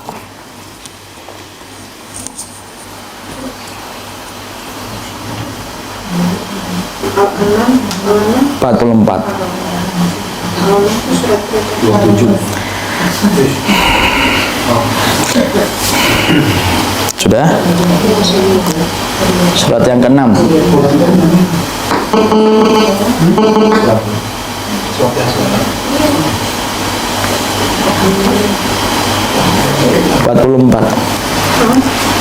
Baca, kamu urus ya. Kamu benar-benar Bukan, Al-An'am 44. Dan kalau kami dapati manusia itu lupa terhadap peringatan kami. Maka tatkala Ya. tidak melupakan peringatan yang telah diberikan kepada mereka, kami pun membukakan semua pintu-pintu kesenangan untuk mereka, sehingga apabila mereka bergembira dengan apa yang telah diberikan kepada mereka, kami siksa mereka dengan sekonyong-konyong. Maka ketika itu mereka terdiam. So, yang kelima yang kita pelajari itu apa? Sesungguhnya dunia itu ketika dikasih oleh Allah itu tidak menjanjikan apa-apa, sampai kita menjadikan dunia itu sarana menambah ketaatan kita. Karena ternyata apa? Allah itu kalau benci sama orang juga kadang-kadang dikasih dunia. Ya, wa kadzalika ja'alna li apa? Falamma nasu ma dzukiru bihi fatahna 'alaihim abwaaba kulli syai'in hatta idza farihu bima utu akhadnahum baghtatan fa idahum mublisun. Kalau kami dapat itu manusia lupa, dia menentang perintahku terus, orang-orang semacam itu, Allah itu tidak mengadab langsung, tidak kemudian dilubet sampai kemudian mati, diseksa sampai kayak Nabi Lut, kaumnya Nabi Lut, enggak. Itu dulu sebelum adanya Nabi. Lakuin dosa langsung dihajar dengan siksa, itu dulu. Tapi setelah adanya Nabi, enggak. Maka kemudian perhatikan bagaimana cara Allah yang lembut dulu. Falamma nasu ma dzukiru bihi, kalau kami dapati manusia itu sudah lupa terhadap peringatan yang kami berikan, fatahna, kami buka pintu-pintu kesenangan duniawi terus itu untuk mereka, sampai ketika mereka sudah tenggelam dengan kesenangan duniawi, kami cabut nyawanya secara tiba-tiba, baghtatan, sekonyong-konyong dia balik kepada Allah mempertanggungjawabkan semuanya. Nah, di situ kita harus paham, dunia itu dikasih oleh Allah itu dua sifat. Ada yang dikasih oleh Allah dunia karena Allah ridha, sebagaimana Allah ridha kepada Sulaiman dan Daud dan Abdurrahman bin Auf. Dunia yang mereka miliki membangun jembatan mereka menuju surganya Allah. Tapi ingat loh, ada yang kedua, ada orang yang dikasih oleh Allah dunia, tapi ketika Allah benci sama hamba tersebut, Allah kasihkan dunia. Itu yang disebut dengan apa? Istidraj. Kapan? Ketika dunia yang dia miliki tidak menambah ketaatan dia ke jalan Allah. Ya, makanya kemudian akhirnya kita paham kan, kenapa ya orang yang datang ke dukun kok kemudian habis pulang dari dukun usahanya laris? Bukan karena Allah ridho, enggak, tapi karena apa-apa? Tapi karena Allah itu benci sama dia, maka dibukakan pintu kesenangan itu.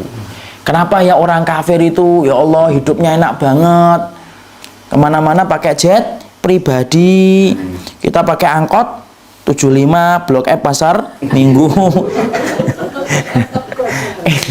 Apa saya dulu naik di situ ya 75 kan Livia ya, yaitu 75 Pasar Minggu. Kenapa kayak gitu ya? Allah bukan kemudian senang sama orang kafirnya, enggak Allah enggak kesenang sama orang kafirnya, tapi itu merupakan bagian dari istidraj, ya kan? Orang kafir punya jet pribadi, Bu, Masya Allah. Padahal kita kalau naik pesawat apa? Ya Allah, tiketnya tiket apa? Promo. Itu pun nyarinya 3 bulan sebelumnya. Itu harus paham. Surat Al-An'am 44 itu mencoba menyibak mana itu kemudian yang dinamakan dunia itu. Sesungguhnya jangan pernah mengartikan dunia itu menjadi tanda Allah itu senang sama kita. Wah, sekarang kamu disayang sama Allah ya, bro. Loh, kok bisa? Tuh, mobilnya banyak, anunya banyak, rumahnya banyak. Belum tentu. Bisa jadi itu tanda Allah senang, tapi bisa jadi sebaliknya, tergantung bagaimana dia setelah memiliki dunia itu. Makanya Allah kemudian ngingatin kita. Dibuka surat Al-Fajr. Surat Al-Fajr ayat 15 dan 16.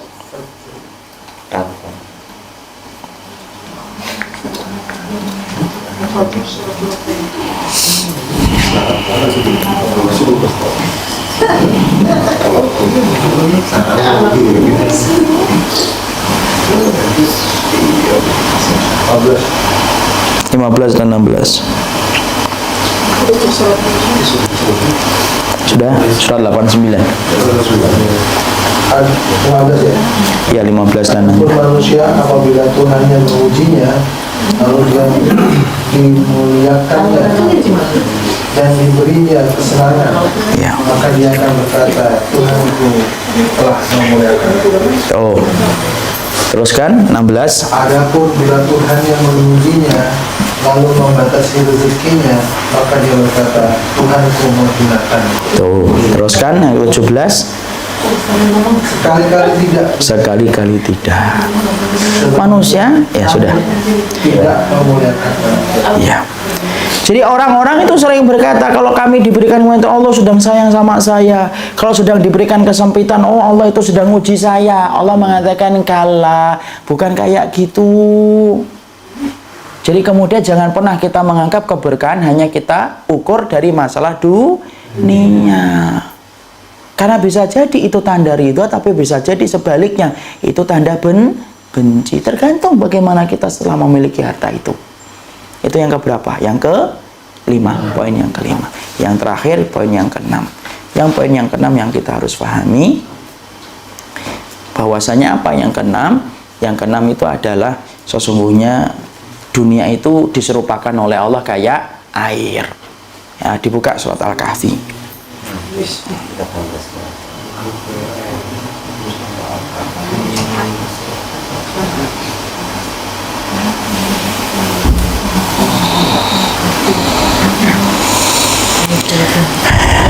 Sudah? Surat Al-Kahfi ayat yang ke-45. Surat ke-18.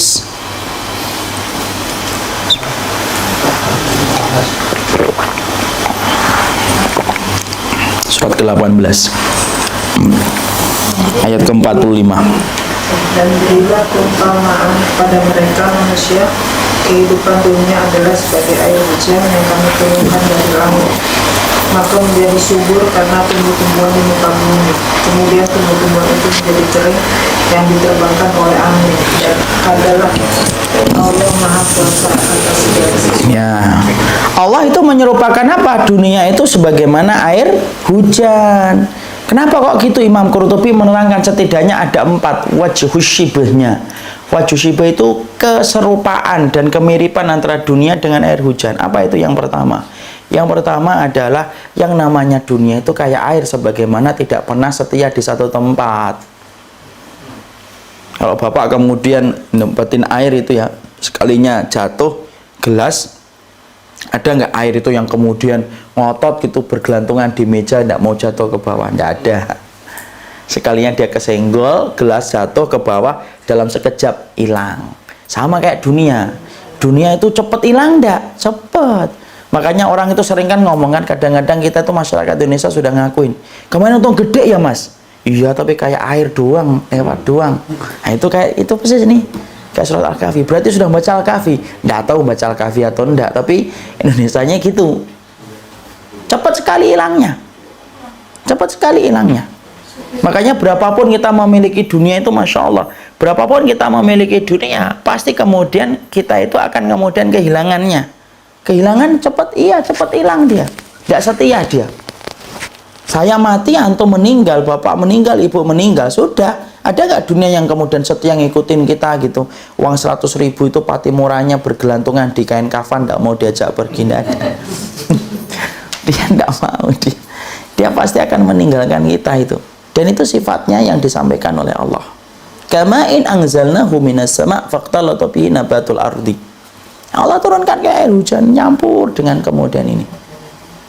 Kemudian yang kedua, apa kemudian kemiripannya? Yaitu kemudian cepat menguap. Kayak air itu cepat menguap. Sama, dunia itu cepat menguap kan?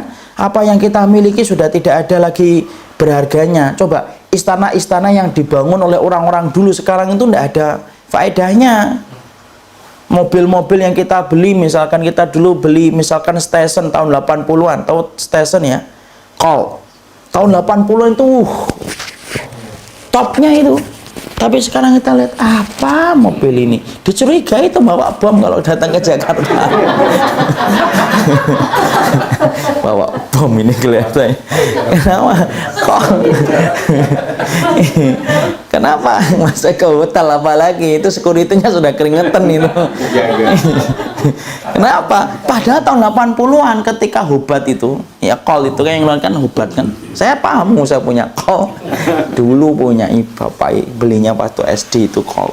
Itu kemudian orang itu 80-an tren, Masya Allah. Masih ingat gak kita dulu pakai handphone Nokia yang kecil, yang harganya 3 juta, 4 juta. Semakin kecil handphone, Masya Allah. Semakin senang banget kita. Semakin TOPBGT handphonenya, Masya Allah. Kenapa? Karena kemudian ngetrennya kecil. Sekarang ngetrennya kecil, enggak, ngetrennya gede, sekali nutupin wajah. Kenapa kok cepat berubah? Memang gitu dunia itu.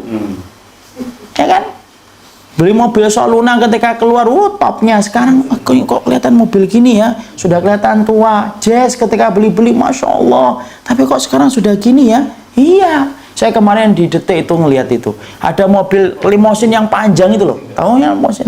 Ketika dulu pertama kali dikeluarkan, Masya Allah, itu limosin sampai berapa meter itu? 60 meter atau 70 meter itu. Ketika keluar, saya dilihat di situ, dilihatin di laman internet itu. Ketika masih pertama kali keluar, top. Tapi sekarang hanya menjadi onggokan besi. Kenapa kayak gitu? Itu dunia, kayak air dia. Air itu kan lama-lama nguap dia. Makanya Allah tepat ketika mengartikan apa? Dunia itu kayak air hujan. Yang ketiga apa? Yang ketiga, dunia itu kalau terlalu kebanyakan, kita tidak punya iman, itu sebagaimana air. Air itu Pak, kalau satu bak enak. Tapi kalau 2 rumah, misalkan 1 rumah, bingung kita. Mau kencing, bingung. Mau BAB, bingung. Kenapa? Kebanyakan. Tidak punya iman kita, sebagaimana banjir tidak punya perahu itu, tidak bisa memanfaatkan apa-apa kan. Makanya Masya Allah itu sampai saya dengar itu di Villa Nusa Indah itu, ada teman-teman saya yang di situ itu, banjir ya akhi, iya banjir. Dalam nggak? Enggak kok, cuma sampai mata kaki. Alhamdulillah. Tapi di lantai 2. Kalau di lantai 2, terus gimana itu WC-nya? Bingung mau pakai, mau di mana mau pakai, coba. Mau BAB aja bingung jadinya. Mosok dari lantai 2 mau BAB kan nggak bisa. Itu kayak gitu. Makanya kayak kemudian kayak air itu. Makanya kita butuh air itu enggak yang banyak-banyak. Pas 1 bak. Pas. Makanya kalau kita misalkan dikasih dunia kok cuma segini-segini aja, tenang, Allah tahu kalau kamu dikasih banyak, malah bingung kita. Itu yang ketiga. Yang keempat apa? Yaitu diserupakan dunia itu kayak air hujan itu apa? Kalau terlalu asyik kita basah, kalau kita tidak menjaga diri, kena fitnah dunia itu. Makanya yang kelima kita pahami, Allah itu mengartikan dunia itu apa? Kayak air hujan. Pahami air hujan supaya kita tidak tertipu dengan dunia. Barakallahu fikum. Inilah 6 perkara yang kita pelajari. Sebenarnya masih ada hal yang lainnya, tapi tidak usah lah. Secara ininya kita jelaskan poin-poin pentingnya supaya kita ngerti, karena kita ini pelakon dunia. Makanya pelakon dunia itu harus paham sifatnya dunia kan. Naif kalau kita menjadi pelakon dunia tapi tidak paham tentang sifatnya dunia. Barakallahu fikum. Ini yang dapat kita sampaikan dalam pertemuan kali ini. Semoga Allah memberkahi, semoga bapak-bapak dan ibu itu dipertemukan karena kebaikan, ketaatan, dan saya ingatkan setiap pertemuan itu betul-betul diniatkan karena ridhonya Allah, bukan karena kita ingin ketemu, karena sudah kangen, karena pengen kemudian saling bercanda lagi, bukan itu. Niat yang pertama harus karena Allah. Kalau tidak karena niat yang kita perhatikan, sia-sia ibadah yang kita kerjakan. Nah, itulah yang saya sampaikan, karena yang paling berat itu apa? Menjaga niat. Seorang ustadz itu tidak ada jaminan masuk surga. Orang yang mengembara dari satu ilmu ke ilmu yang lainnya tidak ada jaminan masuk surga. Semuanya tergantung bagaimana posisi hati di balik dadanya. Barakallahu fikum. Ini yang dapat kita sampaikan. Tidak ada pertanyaan? Tidak ada. Ada pertanyaan? Saya persilahkan. Kalau tidak ada jangan dipaksakan. Sebenarnya antara rezeki sama dunia dan ini Pak, kalau kita dapat dunia tapi misalnya bangun masjid, bangun Jadi rezeki. Jadi rezeki. Kenapa? Karena itu yang akan Bapak lihat. Jadi misalkan gini Pak, Bapak punya uang 1 juta, pengen ketemu 1 juta itu lagi gampang. Infakkan di jalan Allah, ikhlaskan, tutupi amalnya. Ketemu lagi 1 juta dalam bentuk yang luar biasa lebih indah.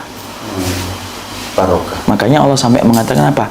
Ma indakum yanfat wa ma indallahi bakin. Yang kamu jaga pasti hilang. Tapi yang kamu titipkan sama Allah pasti akan dijaga. Coba kalau kita jaga harta Pak, kalau tidak kita pakai, kemudian kita simpen-simpen, kadang-kadang hilang. Simpen-simpen ketika kita mati, diwariskan sama orang. Padahal kita yang dihisap. Harta itu yang paling miris itu kayak gitu Ibu dan Bapak. Kita jagain harta, tapi ketika mati, yang menikmati keturunan kita. Tapi yang dihisap, saya, ibu, bapak. Makanya kalau kita titipkan sama Allah, kita nggak dihisap. Allah yang menghitungnya. Dan Allah yang akan menghitung balik dan mengembalikannya. Makanya Allah sampai katakan apa? Ma indakum yanfat wa ma indallahi bakin. Apa yang kamu simpan pasti hilang. Tapi apa yang kamu titipkan, itu yang akan dijaga oleh Allah. Jadi dunia itu bisa dapat rezeki, ya. Misalkan kemudian makanya Rasulullah itu pernah makan kambing dalam hadis riwayat Muslim. Kemudian Nabi mengatakan, semuanya satu kambing itu disisakan oleh Ibunda Aisyah cuma pahanya tok. Karena kesukaan Nabi itu makan paha. Semuanya sudah diinfakkan langsung. Kemudian Nabi tanya sama Ibunda Aisyah, apa yang tersisa wahai Ibunda Aisyah, wahai Aisyah? Kemudian Aisyah berkata, yang tersisa ilyah, paha ini ya Rasul. Bukan. Justru ini tidak tersisa. Yang tersisa itu yang kita berikan itu. Yang nanti kita akan lihat kembali. Karena yang kita sedekahkan itulah yang menjadi miliknya kita. Masya Allah. Jadi makanya doanya Allah kan indah kan. Titipkan sama Allah yang tidak pernah menyanyiakan titipan. Nah itu. Makanya kemudian saya pernah kejadian waktu, ingat nggak ketika ada banjir dulu, ada tukang bubur. Tukang bubur itu dengan sangat ikhlasnya dia, padahal dia bisa meremo. Kalau meremo itu apa ya kalau Indonesianya? Saatnya untuk kemudian dapat untung gede, tapi justru malah dia gratiskan ketika pas banjir itu. Ketika ditanya, kenapa kok digratiskan Pak? Iya, saya ingin dapat rezeki supaya ketemu lagi dengan apa yang sedekahkan. Kan lagi butuh, orang kan lagi butuh makan bubur, malah kemudian satu mangkoknya bisa 20-30. Alah, nyari itu kapan-kapan masih bisa. Tapi nyari orang yang lagi butuh sama bubur saya, tidak setiap hari orang itu butuh banget dengan bubur saya. Itu rezeki Pak. Itu rezeki. Paham Bapak? Ya. Ustaz, tadi pemahaman mengenai dunia dan rezeki ya. Dan mungkin sebagian besar kami ini lebih banyak mengejar ilmunya pun ilmu dunia dan digunakan untuk kepentingan dunia juga gitu ya. Nah, kalau bisa bicara ilmu dunia dan apakah itu bagian daripada rezeki kepahaman tadi? Kalau kita niatkan itu akhirnya untuk Allah, dan niatnya adalah saya mempelajari ilmu ini, saya bekerja di sini, bagian dari ibadah. Ketika saya mendapati Islam memanggil saya siap untuk memberikan apa yang bisa saya berikan untuk Islam. Maka itu akan menjadi ibadah buat Bapak.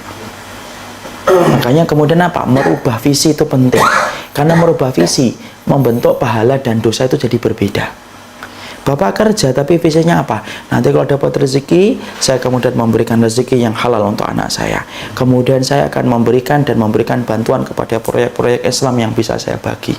Visi itu membentuk kegiatan yang asalnya mubah menjadi ibadah. Tapi ditentukan apa? Dari misi dan visinya itu bagaimana. Jadi Bapak kemarin saya mempelajari untuk dunia, sudah, anggap itu salah. Sekarang kita perbaiki. Selama masih punya kesempatan. Dan kita merubah itu supaya apa? Merubah yang asalnya biasa menjadi ibadah. Dengan kita menjadikan visi kita semuanya niatannya untuk akhirat. Makanya saya itu harus pahamkan. Saya itu Nanti kapan-kapan lah kita bahas. Memahami kerja itu ibadah.